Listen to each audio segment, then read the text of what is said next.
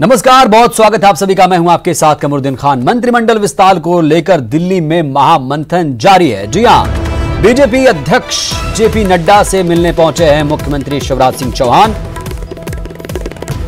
दिल्ली दौरे के दौरान तीसरी बार नड्डा से मुलाकात हो रही है। मंत्रिमंडल विस्तार पर चर्चा हो रही है लगातार, और गृह मंत्री अमित शाह और ज्योतिरादित्य सिंधिया से भी मुलाकात कर चुके हैं मुख्यमंत्री शिवराज सिंह चौहान। और ऐसा माना जा रहा है कि 30 जून को यानी कल मंत्रिमंडल का विस्तार तय है, और कई मंत्री इसके दावेदार, कई लोग इसके मंत्री पद के दावेदार बताए जा रहे हैं। तो मध्य प्रदेश में कल हो सकता है मंत्रिमंडल का विस्तार। आज पीएम मोदी से मुलाकात करेंगे शिवराज सिंह चौहान। और ज्यादा जानकारी के साथ हमारे सहयोगी अशरफ काजमी जुड़े हैं दिल्ली से। अशरफ, क्या अपडेट है? अब जेपी नड्डा से मुलाकात करने के लिए पहुंचे हैं मुख्यमंत्री शिवराज सिंह चौहान, और पीएम से कितने बजे मुलाकात होगी? देखिए कमरुद्दीन, जेपी नड्डा से मुलाकात खत्म हो चुकी है। शिवराज सिंह चौहान अभी अभी यहाँ से उनके आवास से निकले हैं और अब मध्य प्रदेश भवन पहुंच गए हैं। प्रधानमंत्री से मुलाकात शाम को 4 बजे उनके आवास में होगी। और जो आज पूरे दिन की कवायद है, या ये कहा जाए पिछले 2 दिन से, कल शाम से और आज तक की जो पूरी इनकी कवायद है मंत्रिमंडल विस्तार को लेकर, अलग अलग नेताओं से लगातार मुलाकातों का जो दौर है। और एक है जेपी नड्डा से तो आप कल शाम से अब तक तीसरी दफा ये मुलाकात हुई है। कल 2 बार मुलाकात हुई थी उनके आवास पे। पहले मुलाकात हुई शिवराज सिंह चौहान की, फिर अमित शाह के आवास पर जब उनकी बैठक हो रही थी तब फिर जेपी नड्डा भी उस बैठक में आए थे, तो वहां मुलाकात हुई थी। आज तो दिल्ली दौरे के दौरान शिवराज सिंह चौहान ने पार्टी अध्यक्ष से 3 बार मुलाकात की है, और उससे पहले ज्योतिरादित्य सिंधिया से भी बातचीत की है। तो माना पूरा यही जा रहा है कि मंत्रिमंडल विस्तार को लेकर चर्चा की गई। मंत्रिमंडल का स्वरूप कैसा होगा, चेहरा उसका कौन कौन होंगे, उन नामों को लेकर एक लंबा मंथन चल रहा है। अब जो माना जा रहा है कि करीब करीब जो पूरी कवायद है वो पूरी हो चुकी है, जो लिस्ट है करीब वो तैयार है। अब फाइनल लिस्ट ले जाकर प्रधानमंत्री से भी उस पर एक सहमति ली जाएगी, और उसके बाद फिर औपचारिक रूप से घोषणा की जाएगी। ये तो लिस्ट तैयार है, पीएम से भी सहमति लेना जरूरी है। बहुत बहुत शुक्रिया अशरफ आपका, और नजर बनाए रखिएगा क्योंकि हलचल दिल्ली में बहुत तेज है इस वक्त। बहुत बहुत शुक्रिया आपका। और भोपाल से बड़ी खबर, जहां पर राहुल सोनिया पर प्रज्ञा ठाकुर के बयान पर पलटवार किया कांग्रेस ने। कांग्रेस प्रवक्ता भूपेंद्र गुप्ता ने पलटवार किया। उन्होंने कहा कि प्रज्ञा का बयान माताओं को लज्जित करने वाला है। जिन स्त्रियों को मातृत्व सुख नहीं मिला वो माताओं को गाली देती हैं। जिन लोगों को पितृत्व का सुख नहीं मिला वो राष्ट्रपिता को गाली देते हैं। यही बीजेपी का चरित्र है और उसका दुर्भाग्य है, भूपेंद्र गुप्ता कह रहे हैं। तो बड़ी खबर आपको बता दें, इससे पहले प्रज्ञा ठाकुर ने एक बड़ा बयान दिया था, राहुल गांधी पर हमला बोला था। कहा था कि विदेशी मां का बेटा देशभक्त नहीं हो सकता, और उसी को लेकर अब भूपेंद्र गुप्ता साहब ने पलटवार किया है। कांग्रेस के प्रवक्ता हैं, उन्होंने इसको लेकर नाराजगी जाहिर की है, और उन्होंने साफ तौर पर कहा है कि प्रज्ञा का बयान माताओं को लज्जित करने वाला है। आइए आपको सुनवाते हैं क्या कह रहे हैं भूपेंद्र गुप्ता। बहुत ही अशोभनीय वक्तव्य है, और ये पूरी दुनिया की माताओं को ले जाने वाला है और मातृत्व को ले जाने वाला है। इसकी जितनी निंदा की जाए कम है। हमारे शास्त्र भी इस तरह की वक्तव्यों की निंदा करते हैं, और ये बड़ा भारतीय जनता पार्टी का ये मैं दुर्भाग्य मानता हूँ कि भारतीय जनता पार्टी में इस तरह का प्रचलन हो गया है कि जो लोग मातृत्व को नहीं जानते हैं वो माँ को गाली बकते हैं, जो पितृत्व को नहीं जानते हैं वो राष्ट्रपिता को गाली बकते हैं। ये उन्हें स्वयं सोचना है कि वे किन संस्कारों को आगे लेकर अपनी पार्टी को जा रहे हैं। तो संस्कारों को लेकर अब सवाल खड़े किए जा रहे हैं। हमारे सहयोगी इस वक्त अनुराग जुड़े हैं। अनुराग, प्रज्ञा ठाकुर जब भी बयान देती है, हालांकि वो इस दौरान 2-3 महीने से चुप थी, लेकिन जब भी बोलती हैं कुछ ना कुछ विवाद खड़ा ही हो जाता है। और राहुल गांधी को लेकर जिस तरह से हमला बोला था, जिस तरह कहा था कि विदेशी मां का बेटा देशभक्त नहीं हो सकता, अब भूपेंद्र गुप्ता साहब ने पलटवार किया और कहा कि प्रज्ञा का बयान माताओं को लज्जित करने वाला है। इसी पूरे मसले को लेकर जिस तरह की सियासत हो रही है, राष्ट्रभक्त बताने की कोशिश एक दूसरे को लेकर हो रही है, तो वही सांसद प्रज्ञा सिंह ठाकुर का जो बयान आया और उन्होंने सोनिया गांधी और राहुल गांधी के राष्ट्रवाद राष्ट्रीयता को लेकर जिस तरीके का मुद्दा उठाया, उसके बाद भी जो कांग्रेस के जो प्रवक्ता हैं भूपेंद्र गुप्ता, उनका भी बयान जो आया है वो बेहद ही आपत्तिजनक कहा जा सकता है, क्योंकि लगातार इस तरीके के बयान प्रदेश की सियासत में देखने को मिल रहे हैं। भूपेंद्र गुप्ता ने भी अपने बयान में कहा कि दुनिया की माताओं को लजाने वाला ये बयान है जो साध्वी प्रज्ञा सिंह ठाकुर ने दिया, और साथ ही उन्होंने इस बात का भी जिक्र किया है कि बीजेपी का दुर्भाग्य है कि जिन स्त्रियों को मातृत्व का सुख नहीं मिला, माताओं को गाली बकती हैं, और जिन लोगों को पिता का सुख नहीं मिला वो राष्ट्रपिता को गाली बकने का काम करते हैं। तो कुल मिलाकर जिस तरीके की बयानबाजी इस समय प्रदेश की सियासत हमें देखने को मिल रही है, चाहे वो साध्वी प्रज्ञा सिंह ठाकुर की तरफ से हो या फिर भूपेंद्र गुप्ता की तरफ से, वो बताती है कि प्रदेश की सियासत और राजनेताओं का बयान देने का तरीका है वो किस तरीके से बदल रहा है। बहरहाल ये जरूर माना जा सकता है कि प्रदेश में उपचुनाव होना है और दोनों ही सियासत। चलिए बिल्कुल सही कहा आपने अनुराग, बहुत बहुत शुक्रिया। आपने कहा कि इनका बयान भी कहीं ना कहीं आपत्तिजनक है। भूपेंद्र गुप्ता साहब का बयान भी नपातुला नहीं है, क्योंकि वो जिस तरह से तंज कस रहे हैं वो सही तरीका नहीं है। उन्होंने भी कहा कि जिन स्त्रियों को मातृत्व सुख नहीं मिला वो माताओं को गाली देती हैं, तो ये भी बयान कहीं ना कहीं आपत्तिजनक माना जाएगा।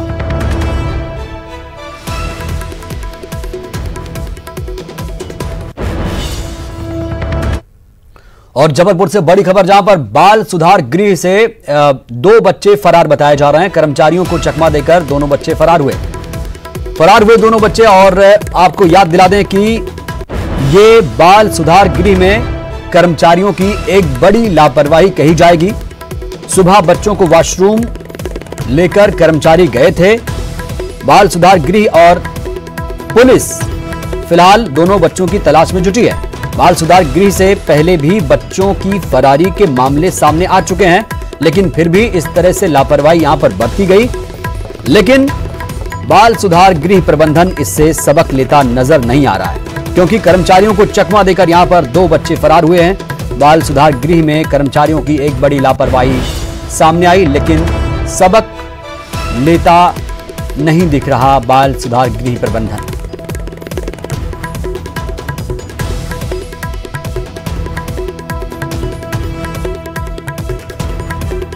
तो बड़ी खबर आपको बता रहे हैं जबलपुर से, जहां पर बाल सुधार गृह गोकुलपुर से 2 बच्चे फरार हुए हैं। कर्मचारियों को चकमा देकर ये दोनों बच्चे फरार हुए हैं। बाल सुधार गृह में कर्मचारियों की एक बड़ी लापरवाही सामने आई है। सुबह बच्चों को वॉशरूम लेकर कर्मचारी गए थे और तभी ये घटना हुई है। ज्यादा जानकारी के साथ हमारे सहयोगी पवन पटेल जुड़े हैं। पवन, एक बार फिर से बड़ी लापरवाही, बाल सुधार गृह में कर्मचारियों की बड़ी लापरवाही, 2 बच्चे फरार हो गए। जी कमरुद्दीन, ये लगभग 6 महीने में तीसरी घटना है जब बाल सुधार गृह से बच्चे भागे हैं। ये कर्मचारियों की बड़ी लापरवाही है और वहाँ के अधिकारी भी इसके लिए जिम्मेदार माने जाएंगे, क्योंकि 2 बार जब पहले घटना हो चुकी थी उसके बाद भी यहाँ पर कोई सुरक्षा व्यवस्था ऐसी पुख्ता नहीं की गई है कि जो अपराध करने वाले बच्चे हैं उनको यहाँ लाया जाता, तो उनकी सुरक्षा बेहद महत्वपूर्ण हो जाती है। सीसीटीवी कैमरे होने चाहिए, सिक्योरिटी गार्ड होना चाहिए। ये तमाम ऐसे नॉर्म्स हैं जो बाल सुधार गृह में और तमाम ऐसी जगहों पर रखे जाते हैं, लेकिन यहाँ पर नहीं किया गया और उसके बाद में फिर लीपापोती करने की कोशिश की गई। कर्मचारियों को तो फिलहाल पनिशमेंट दिया गया है, लेकिन उसके बाद भी यह नहीं बताया जा रहा है कि आखिर में चूक कैसे हुई, बच्चे कैसे दीवार फांद कर। पवन, बार बार ऐसी चूक हो रही है और ऐसी घटनाएं लगातार इस बाल सुधार गृह में देखने को मिल रही हैं, तो जिम्मेदार इस पे क्या जवाब दे रहे हैं? कमरुद्दीन, फिलहाल जिम्मेदार जो है वो सामने नहीं आ रहे हैं। उनका सिर्फ ये जो संरक्षक थे उनका ये कहना है कि हमने कार्रवाई की है और बच्चों की तलाश करना प्राथमिकता है। इसके बाद में जो और भी जिम्मेदार हैं, यदि किसी वरिष्ठ अधिकारी की जिम्मेदारी आती है, उनके ऊपर तो ये ऐसा सिद्ध होता है कि उनकी लापरवाही है, तो उनके खिलाफ बहुत बड़ी लापरवाही वाकई कही जाएगी। बहुत बहुत शुक्रिया आपका। बाल सुधार गृह ये उन अपचारियों को रखा जाता है जो जिन्हें सुधरने का मौका दिया जाता है, क्योंकि ये नाबालिग होते हैं और इसी उम्र में क्राइम करते हैं, इसीलिए इन्हें इन जगहों पर रखा जाता है। लेकिन फिर भी इनका जो दिमाग है वो उसी तरह चलता है, सुधरने का नाम नहीं ले रहे। चलिए अब 80 जिले 80 खबर आपको दिखाते हैं फटाफट अंदाज में। मुख्यमंत्री शिवराज सिंह चौहान दिल्ली दौरे पर हैं। आज शाम 4 बजे पीएम मोदी से मुलाकात होगी। मंत्रिमंडल विस्तार को लेकर चर्चा होगी। कल जेपी नड्डा अमित शाह से मिले थे सीएम।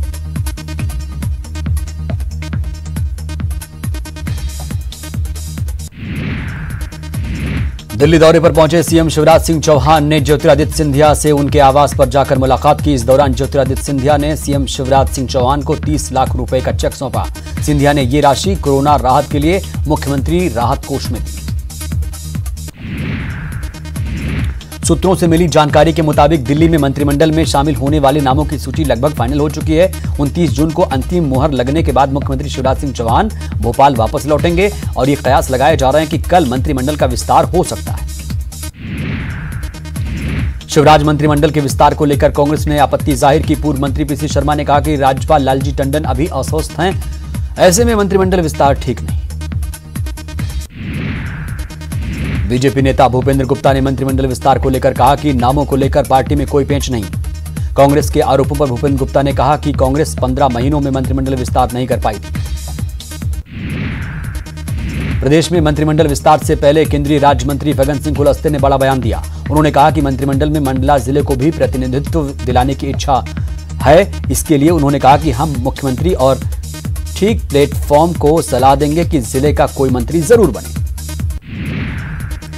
चाचौड़ा विधायक लक्ष्मण सिंह ने बीजेपी सांसद केपी यादव की तारीफ करते हुए कहा, उन्हें सकारात्मक और सरल व्यक्ति बताया। लक्ष्मण सिंह ने कांग्रेस छोड़ बीजेपी का दामन थामने वाले पूर्व मंत्री महेंद्र सिंह सिसोदिया पर हमला बोला और कहा कि महेंद्र सिंह सिसोदिया उपचुनाव हार रहे हैं।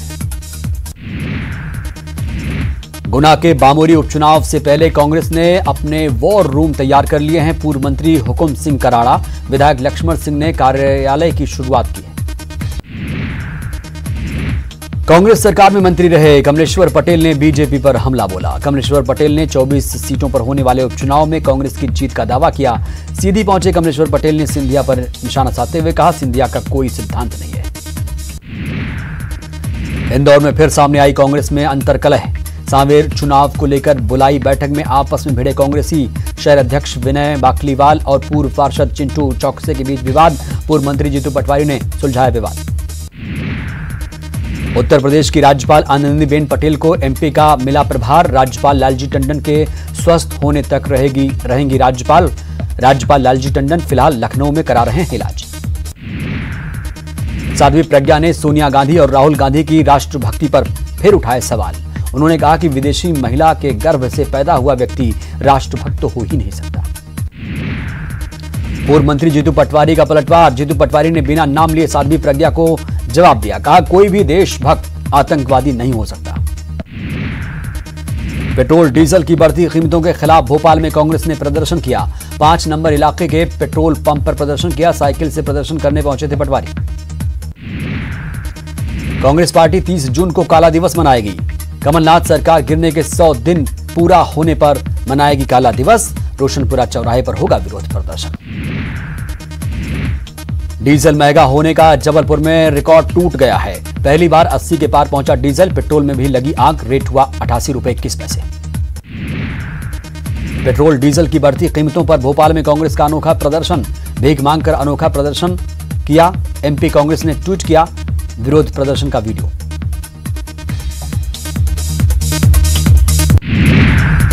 बैतूल में रेत के बढ़े दामों पर बीजेपी का अनोखा प्रदर्शन। ठेले पर रेत रखकर ढोल धमाके के साथ निकाली रैली। पूर्व बीजेपी विधायक हेमंत खंडेलवाल हुए शामिल। मंदसौर से बीजेपी सांसद सुधीर गुप्ता ने प्रियंका गांधी के सरनेम को लेकर आपत्ति जाहिर की। वहीं पूर्व सीएम कमलनाथ पर हमला बोलते हुए सुधीर गुप्ता ने कहा, यूपीए सरकार में वाणिज्य मंत्री रहते हुए कमलनाथ ने जो चीन प्रेम दिखाया था उसका जवाब मांगा जाना चाहिए। 80 खबर 80 जिले में वक्त हो चला एक छोटे से ब्रेक का। ब्रेक के बाद हाजिर हूं। चलिए फिर से फटाफट अंदाज में खबरों की शुरुआत करते हैं। भोपाल में कोरोना के 25 नए मरीज मिले। आज 25 सैंपलों की जांच रिपोर्ट पॉजिटिव आई। हॉटस्पॉट ऐशबाग से फिर आए नए मामले। सीआरपीएफ के 2 जवान भी पॉजिटिव। इधर बड़वानी में भी 6 पॉजिटिव मिले। इंदौर में फिर 49 मरीजों में कोरोना पॉजिटिव की हुई पुष्टि। इससे कोरोना के मरीजों की संख्या 4664 पर पहुंच गई। मेडिकल बुलेटिन में 4 और कोरोना पॉजिटिव मरीज की पुष्टि हुई। इससे अब तक मौत का आंकड़ा 226 पर पहुंच चुका है। मध्य प्रदेश के स्वास्थ्य मंत्री नरोत्तम मिश्रा ने कहा कि प्रदेश में कोरोना अब काबू में है। इंदौर में हमने कोरोना को काबू किया। दिल्ली और मुंबई से बेहतर काम किया। सीएम रोज हालात की मॉनिटरिंग ले रहे हैं।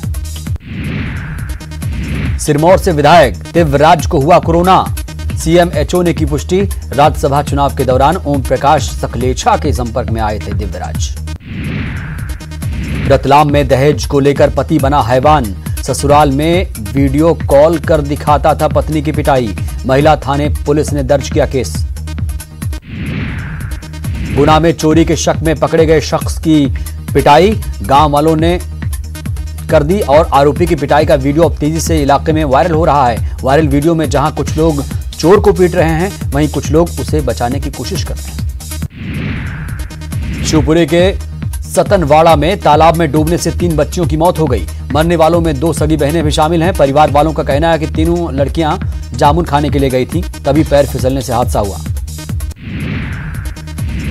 अग्रिम कर वसूलने वाले नगर निगम इंदौर को इस साल तगड़ा झटका लगा। हर साल जून अंत तक 125 से 135 करोड़ रुपए तक का अग्रिम कर जमा हो जाता था, लेकिन इस बार अब तक 35 करोड़ रुपए ही बामुश्किल जमा हो पाए। इंदौर राऊ के कैलोद करताल में अवैध खनन का मामला उजागर होने के बाद जिला प्रशासन अब सभी खदानों की जांच कराने जा रहा है। प्रशासन ने तय किया कि 3 साल में जितनी भी खदानों को अनुमति दी गई, उनका परीक्षण किया जाएगा। डिंडौरी में धड़ल्ले से जारी है अवैध रेत खनन। नर्मदा नदी से निकाली जा रही रेत, प्रशासन की नाक के नीचे बेखौफ खनन माफिया। सिंगरौली में पुलिस कर्मियों का वीडियो वायरल, ड्यूटी के दौरान शराब पीने का वीडियो हुआ वायरल, सार्वजनिक स्थान पर बैठकर पी रहे थे शराब। मंडला में दिन दहाड़े जिला पंचायत कार्यालय में काम करने वाली युवती पर धारदार हथियार से किया गया हमला। छिंदवाड़ा से आए युवकों ने वारदात को दिया अंजाम। जिला पंचायत कार्यालय सील, पुलिस तफ्तीश में जुटी, पुलिस मामले की जांच में जुटी। मंडला में दिन दहाड़े जिला पंचायत कार्यालय में काम करने वाली युवती पर धारदार हथियार से हमला किया गया, जांच में जुटी पुलिस। दमोह जिले के दानीताल के पास एक कार अनियंत्रित होकर पलटने से 2 लोगों की मौत हो गई। घटना के बाद कार में आग लग गई, वहीं एक महिला को नाजुक हालत में जबलपुर रेफर किया गया। टीकमगढ़ में खूनी संघर्ष का वीडियो वायरल हुआ। जमीनी विवाद को लेकर कल झगड़ा हुआ था, जिसमें पिता पुत्र की मौके पर मौत हो गई थी। लाठी डंडे और धारदार हथियार से हमला किया गया था। जबलपुर में शराब दुकान खोलने के मामले में हाईकोर्ट में सुनवाई हुई। सरकार और शराब ठेकेदारों ने कोर्ट में अपना अपना पक्ष रखा। कोर्ट ने दोनों पक्षों को सुनने के बाद फैसला सुरक्षित रखा। जबलपुर में पूर्व मंत्री पीसी शर्मा ने याचिका पर हाईकोर्ट ने केंद्र और राज्य सरकार को जारी किया नोटिस। कोरोना को लेकर पीसी शर्मा ने एचसी में दायर की है याचिका। खबर इंदौर से, अब सभी कर्मचारियों की उपस्थिति जरूरी। आज से सरकारी कार्यालयों में आएगा 100% स्टाफ। कलेक्टर ने शनिवार को जारी किया था आदेश। अब तक 50% कर्मचारी ही आ रहे थे दफ्तर। कोरोना संक्रमण के चलते बनाई गई थी व्यवस्था। यूजी पीजी कोर्स में जनरल प्रमोशन दिए जाने को लेकर हरी झंडी मिलने के बाद अब देवी अहिल्या विश्वविद्यालय इंदौर की चिंता बढ़ गई। अब 3 लाख से ज्यादा विद्यार्थियों का आंकलन कर उनके पुराने परीक्षण नतीजों की समीक्षा के आधार पर नया रिजल्ट जारी करना है। रीवा जिले के हनुमाना थाना क्षेत्र में ट्रक की ठोकर लगने से 2 लोगों की मौत हो गई। गुस्साए लोगों ने रविवार की देर रात ट्रक में आग लगा दी, जिसके बाद मौके पर पहुंची पुलिस की टीम ने मामले को शांत कराया।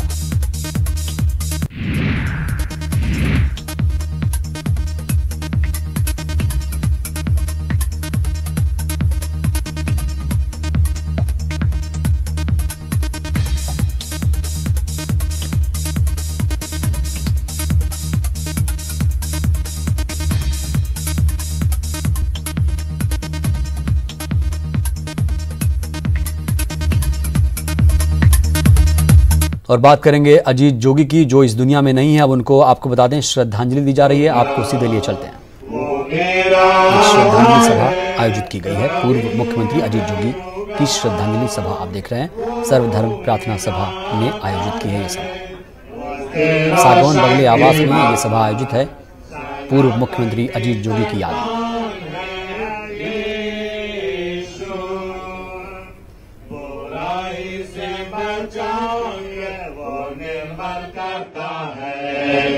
वो मेरे मन से बोलकर आराम दिलाता है, मुक्तिदाता भरोसा उस पर है, सदा और पास के सहारा दे। वो मेरा आधार है, मैं साहस करूंगा। वो मेरा आधार है, कभी न डरूंगा। वो मेरा आधार है, उसके शक्तिमान सनातन की चट्टान है यीशु। वो मेरा तो सहायक, वो मुझको करता है। वो दुखी अंधेरों का मुझे बचाता है। विश्वास से स्वर्ग की मैं करता हूँ आशा, जो यीशु मेरे लिए बनाता है। वो मेरा आधार है, मैं साहस करूंगा। वो मेरा आधार है, कभी न डरूंगा। वो मेरा आधार है, मेरा शक्तिमान सनातन की चट्टान है यीशु। बुलेटिन में इतना ही। नमस्कार।